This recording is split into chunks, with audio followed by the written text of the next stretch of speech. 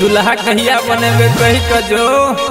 लगन आबि गेले ओते किया तर पाबै छै गे। अच्छा सच रे। हां गे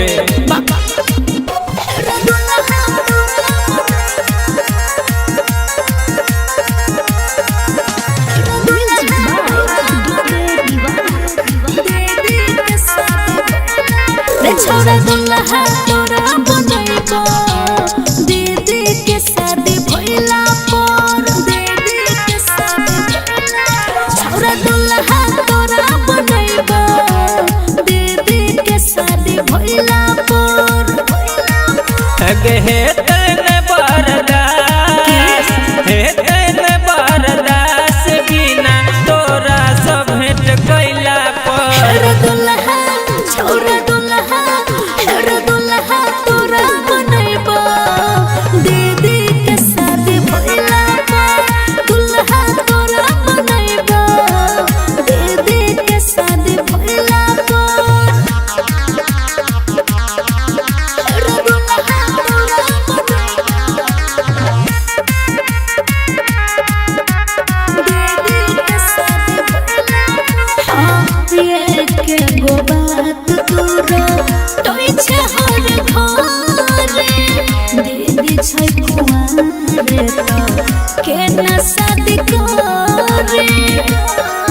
कले कोट मैरेज गे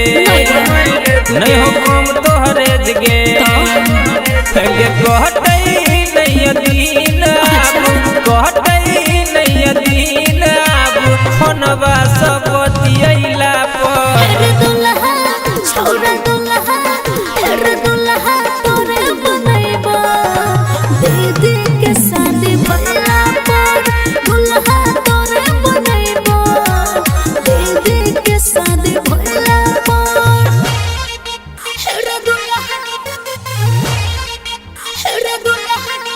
रिकॉर्डिंग बाय माँ दुर्गा म्यूजिक माडर।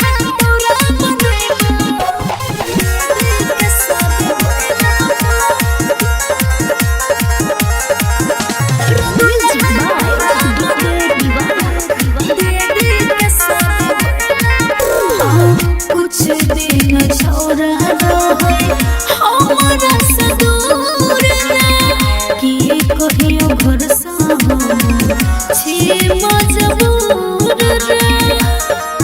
कहबी के दीवाना हमर बन जो जनाना